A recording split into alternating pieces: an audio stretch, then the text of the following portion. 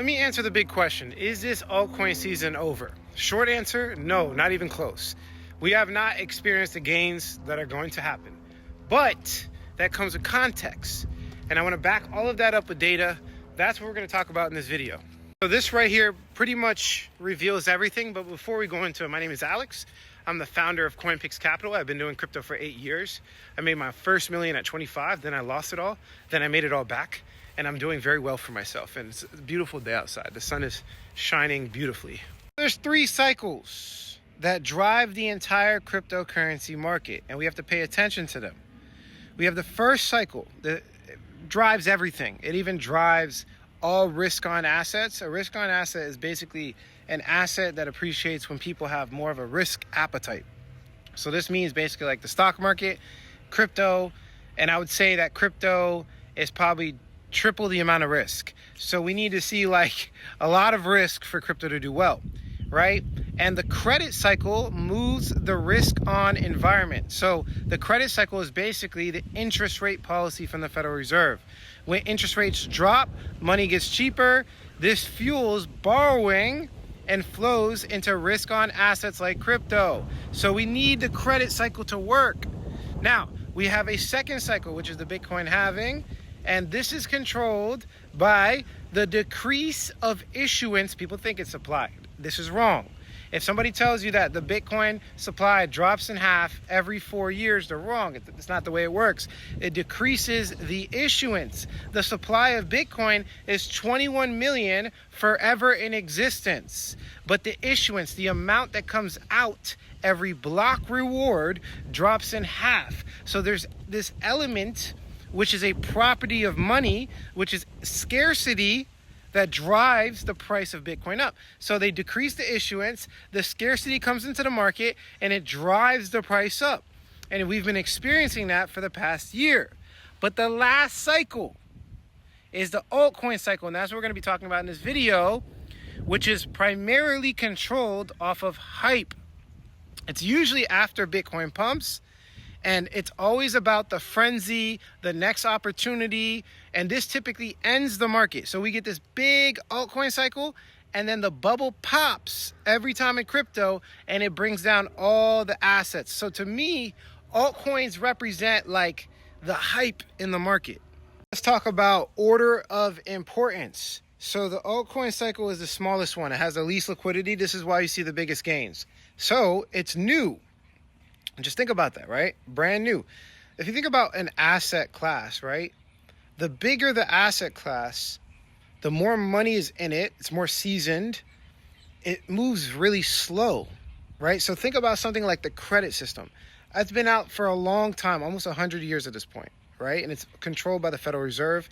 Federal Reserve was created in like 1909 or 1908. So it's been out for more than 100 years. It's the biggest, has the most liquidity, has the most credibility, the most people, the most banks involved. That's the biggest. So as you can see right there, that blue circle, that is the most important. If the credit cycle is not lining up for a bull run, then I don't care if the Bitcoin halving is, which it is right now. I believe the Bitcoin halving, we're right in the middle of the bull run, right? And the altcoin cycle, same thing. Those can be checked off, but being that Bitcoin's only been around for 15 years, has pretty much no liquidity in comparison to the credit, right?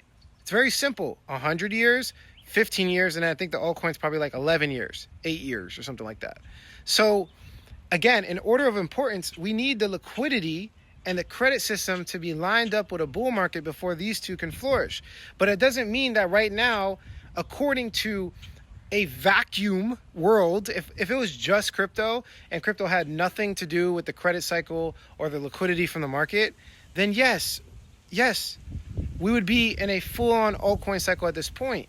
But we need the credit cycle to align. And that's what I've been trying to explain to people for so long. So what I want to do is give you realistic projections of when I believe the credit cycle is going to align, because right now, like I said, we just need that third one. Once this happens, it's over. So let's first take a look at the S&P 500. This is a basket of the top 500 assets, right? So we're looking at risk on central. This is a risk on environment. And I want to look at and see because I believe what we're experiencing now is the top. So I believe this could be the top. And I'm basing that based off of interest rate policy. So if we add the federal funds rate, I believe that there's always an extended period of interest rates increasing. So the interest rate is basically the cost to borrow money, right? The cost is increasing. Then there's a period of stagnation. Then we usually see a crash. As soon as they hint they're dropping interest rates, the Federal Reserve, look at my cursor.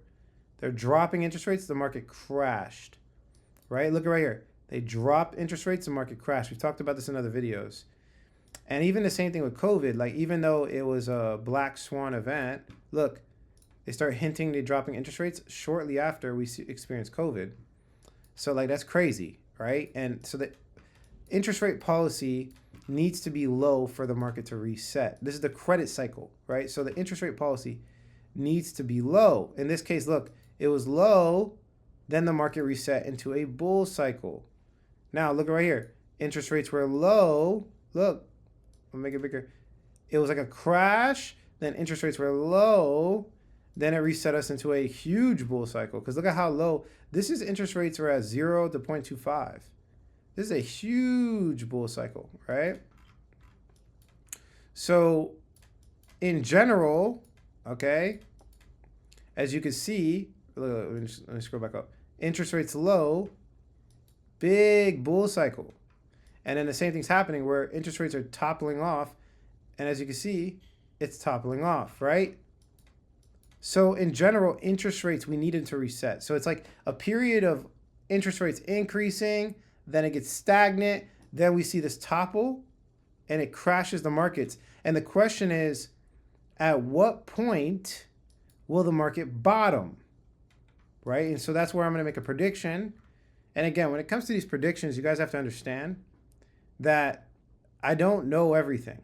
I'm simply basing it off of previous data. So there's literally no way to predict it. I'm probably not going to be accurate, but I love predictions because they give you like kind of like realistic expectations on time frames and time horizons and things like that. So let me just delete this so we can kind of press in a little bit. So from the top of this crash to the bottom was 770 days, as you can see. From the top of this crash to the bottom is 511 days. These are long periods of time. The market continued to crash for a long time. Now, the interesting part about this chart is that these two, this one right here and this one right here, those were two financial crisis crashes. This was the dot-com bubble. This one was the 2008 housing market crash. Now, in the case of COVID, this was a black swan event. So if you notice, the crashes were slower, like much slower. Look at these crashes, much slower. But COVID was just a steep drop. Now, there's two ways you can look at this part. The first way is you can ignore everything else and just look at the drop. In that case, that was a quick drop. That was a very quick drop. And one thing to add is Trump was in office on this one. Trump wasn't in office on these two. So that's something to add. I want to throw that in there because that's important. But in general, this was quick. This was like a month fall. So if we have, and here I'm just spitballing here. Again, none of this is facts. But if we have one of these crashes, I mean, we could be crashing for a long time. So I'm going to give you a couple scenarios. So the first scenario is all I did was I averaged this one, and I looked at this from a different perspective because Trump in office, he actually put tariffs. So right now we're experiencing this tariff issue, right? And so Trump has done this before. March 22nd, 2018, he put tariffs on $50 billion worth of Chinese goods. So this is like straight up out of the playbook of what he's currently doing. So I just took that. So when he started inputting tariffs, there was 694 days to the top. So I averaged this number, and this is not perfect, and we're going to do another scenario, but I averaged this number, and this number, right? And I took it. It sucks, but as you can see here, We have 657 days as the average. So if the bottom could be, not a fact, could be December 2026.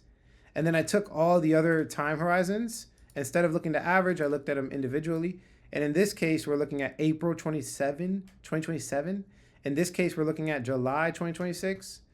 And in this case, we're looking at January 2027. So in all cases, we have a long period of time to the bottom. But that's if we have a slow crash. Now, in this case, it wasn't even a crash. So if we have a slow crash like this, and these are two different scenarios. Slow crash like this, it's going to take a while, guys. I don't know how else you want me to explain it. These are the financial crashes. Look, 770, 511 days. I'm not making this up, right? And again, it's hinged off the Federal Reserve. Like, people might, I'm going to ignore that data, Alex, because it seems too bad. And I just believe that we're in a small dip. Okay, the problem with saying that thinking that we're just in a small dip and it's not going to continue to go down, is that all of these, they only went back up with low interest rate policy. So I'm hinging this off of this data where I'm making a claim that we need low interest rates for the bull market to really start again. Look, and that data is proven. I mean, I don't think anybody on the face of the planet could argue with this. We need low interest rates. So assuming this consistent pattern of them dropping interest rates and then the market crashing plays out, then yeah, I do believe the market's going to crash. And then if the market does, so if I assume that, right, and then the market does crash, if we have one of these crashes, then it could take a long period of time. It could take 511 to 770 days for the market to crash. And then if we have one of these crashes, let's ignore all that. Let's say hypothetically another black swan event comes out of nowhere. Maybe like we have a war with China or something happens, another massive black swan event, which is at that point guessing because we just don't know. Then yeah, we'll see like a 30-day drop. We'll see like a quick drop. So that's kind of like two scenarios. Like if it does play out for you, if we get a black swan event, you better have your capital ready to buy. If we get these events, well, you better be patient and think about shorting the market. There's a couple of people that have made money in my groups shorting the market. There's nothing wrong with shorting the market. You can make money on the downside and the upside of the market. Like, people don't understand this, but that is true.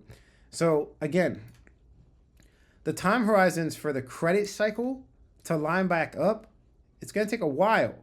And like I've been saying, it's all about all three of them need to line up, guys. We need to have the credit cycle, the Bitcoin halving, and the altcoin cycle to play out. I'm not going to sit here and make the claim that we don't need risk for a risk on environment. We need people to think about risk, and they don't really think about risk unless there's 0% interest rates. That's proven throughout time. We've never had an altcoin cycle ever with, high interest rates, which we're at now. We're at high interest. We've never had an altcoin cycle before with high interest rates. So, man, just really, really heed what I'm saying. This gives you a realistic perspective. It doesn't mean the altcoin season is not. It's probably just going to take longer than we thought, is what I'm trying to explain to everybody.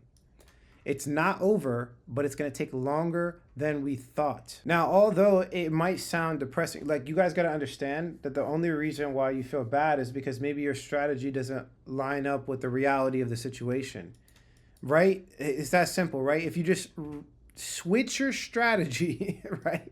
Like, a lot of you might be stuck in this, dollar cost average HODL scenario, and it doesn't really seem good for that scenario at all. Now, if you switch your strategy, you have patience and diligence, well, it's actually a very bright future, because after we see these market falls, the bull cycles are absurd, right? So for example, this first bull cycle lasted 1,834 days. The second bull cycle lasted close to 4,000 days, and the last bull cycle lasted 1,793 days. So we're talking about like pretty substantial like periods of time. And I did the average, and the average is 2,541 days, or 6 years and 11 months. So that's the average, right? If we do experience this credit reset, right, based off of what I've been showing you guys, it could be like a drop well into, beginning of 2027, the end of 2026. We can, so like this HODL strategy, like I'm trying to give it to you guys, it's probably not wise in the grand scheme of things. But if you're patient, you hold the cash, right? You stay patient. Some of you might need to take losses, and that's okay. I don't think there's anything wrong with that. If you stay patient instead of lustful, you can have that dry capital to experience on average 6-year and 11 months, a 7-year bull cycle, a 7-year monstrous bull cycle with altcoin seasons and making a whole bunch of money, right? But this is why I always talk about there's a difference between lust and hope, right? Lust and hope, there's two different things. I know a lot of people, they feel like they have hope. But when you don't have any research to back up what you're doing, it could be lust. You could just be lusting over it. You could just like have idolatry. You could be lusting. If you have no legitimate, tangible reason to why you're holding an asset, it's not hope. Like there's a difference. And I actually want to explain that biblically. Let me show you. There's a verse in the Bible that talks about faith is the substance of things hoped for and the evidence of things not seen. So a lot of people, they believe you should have hope. I believe crypto will make me money. One day, the years of the research that I've put in, the patience and the sacrifice will pay off, right? Even though the market looks dead, I stay positions and refuse to give up because I believe the promise is mine. So a lot of you, God has called you to be in crypto. God has called you to be a trader and make money in this realm, right? And you have hope in his promise, his finished work on the cross, right? You have hope that his promise is going to come into reality, right? This is again, faith is substance of things hoped for. So there's this hope, but faith is the substance of things hoped for. So your faith and your action, because of your hope, your faith is a substance of things hoped for. Your faith is the action before hope. You take action, right? Now, there's a difference because someone could be lusting. Someone could be like, I'm going to hold this cryptocurrency and they could be lusting over, for example, they could be lusting over the profit. Like they want to make money now. They're not willing to wait. They're not willing to be patient. Like you could clearly tell if somebody's gambling if they haven't put in like a substantial amount of research. Like if you're holding, like let's say hypothetically, you have 100K net worth. If you're holding 50K of crypto and you haven't put a minimum of like 40 hours of research in each coin, you're lusting. So there's a difference between lust and hope.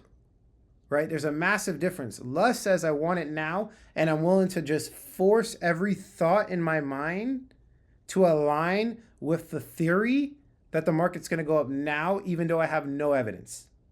That's lust. Right? But hope says I'm going to make the money one day because God, called me into this place, and I'm going to make the money one day. And the faith is going to lead to the works of me doing research now, even though there's no money. Lust says, I need to get something now for me to work.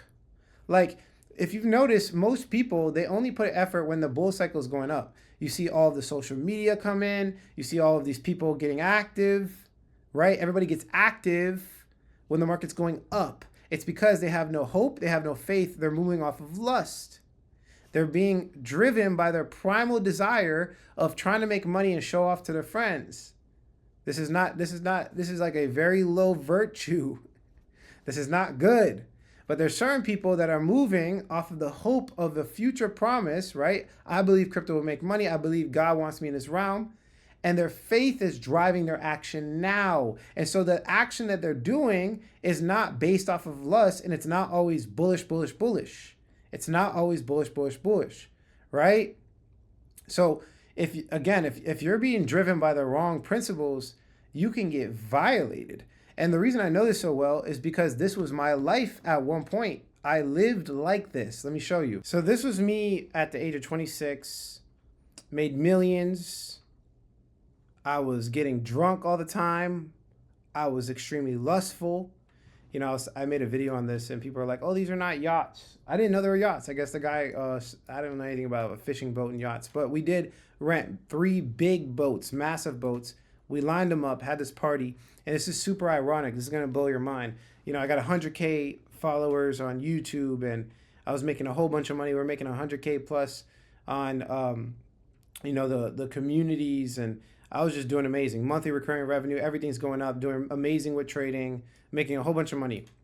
And the ironic part about the situation is that that was actually the peak. It's so interesting, right? Like the way that this all plays out. And I was a profitable like trader, bro. Like I knew a lot. I spent a lot of time, a lot of money in the market. I pretty much surrounded my entire existence with trying to predict and understand the market, just like I do today.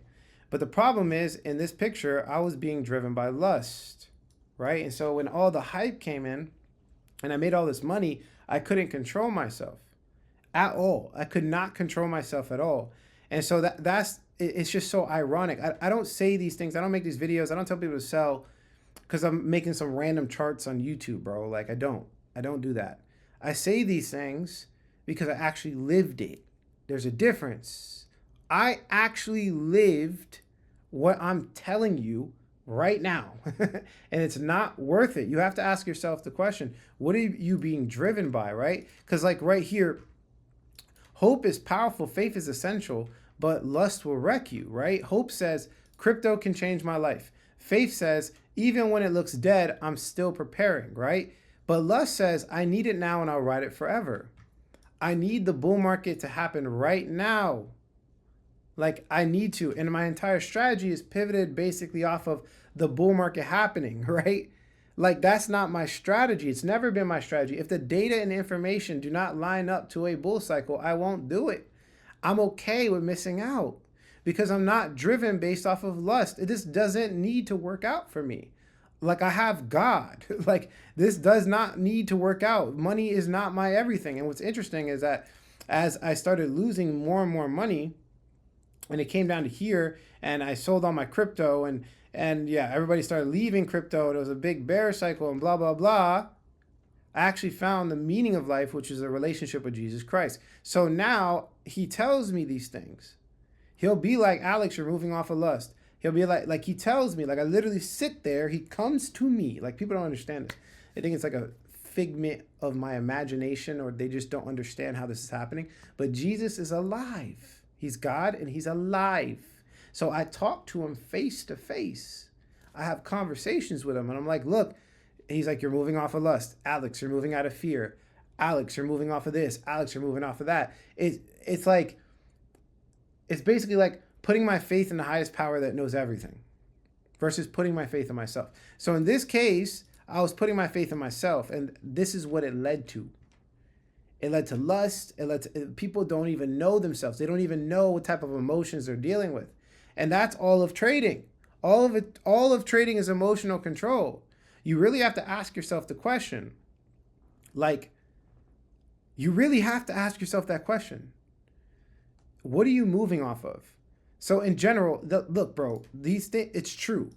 Like all of this is true. Like here's a couple of coins. Like Solana, it's not the altcoin cycle is over forever. It doesn't work that way. Solana went up this crazy amount. It's like a turning 1,000 to 15,000, right? That's Solana. Fartcoin, 8,600% gain this cycle. $1,000 to $86,000, right? Look at this. Virtuous Protocol, 1,000 to 77,000 or something like that. Let me pull it back up. Yeah, 77,000, right? This was this cycle, right? But the one thing that's consistent about all three of these charts is that the money went away. It dropped, man. So when I tell people to sell, I'm not like, I'm telling you because I lived it, right? Massive pump followed by a massive crash. Just to be clear with you, the money is not real until it hits your bank account. So the gist of what I'm trying to explain here is the altcoin season still alive? Yes, it is. It is. But the credit cycle has to line up. I don't know how the credit cycle is going to play. But this whole like, I'm holding my crypto forever thing, you got to be real with yourself. If you can't look at yourself in the mirror, if you can't look at, because a lot of people on the internet right now are bragging about Virtual's protocol or Solana call, but they didn't make any money. They never sold anything. Don't be that person, man. Don't be that person that acted like they made money and they're in pride, even though they never made any money at all. They're not up. The dollar amount in their account's not up. Like I was talking to a person, I'm like, and I know he won't care, but he turned like he had like a 55x. He actually bought Altcoin. I'm not gonna say his name, but it's not real profit until you pull it out, right? It's not a surplus until you pull it out, put it in your bank account. So is he really in profit? I'm not gonna go into details, but bro, that was my first crypto cycle. I had 127x on Ethereum, but I never sold any of it. So is it real, or are you bragging about some fake mirage? And this is a problem that even I fall into all the time. Are you bragging about a fake mirage? Did you actually make money? When are you going to humble yourself? And that's the vast majority of crypto. It's a lot of fluff. It's not only Ponzi schemes in the asset prices, it's also Ponzi schemes in the verbiage and the explanation and the perceptions of the market. That's the way it goes. And it's unfortunate, but that's the way it goes. So ask yourself that question. You know, I gave a couple of predictions in this video. What are you moving off of? Are you moving off of the hope and faith of God? Or are you moving off of your selfish ambition and lust? If so, man, I pray that you guys find some good research to move my opinion. Please do me that favor. Hit me up. Like, if you have some good, positive, bullish news, I want to hear it. But it has to be backed with some legitimate data with like actual metrics that, you know, are serious. Because I am going to stick to where I'm at and continue to make money. Because you can make money on the downside. There's nothing wrong with making money on the downside. But you have to face the truth. And you have to just get rid of that lust. But that's pretty much it for this video, guys. Thank you for watching. I'll catch you in the next video. Peace out.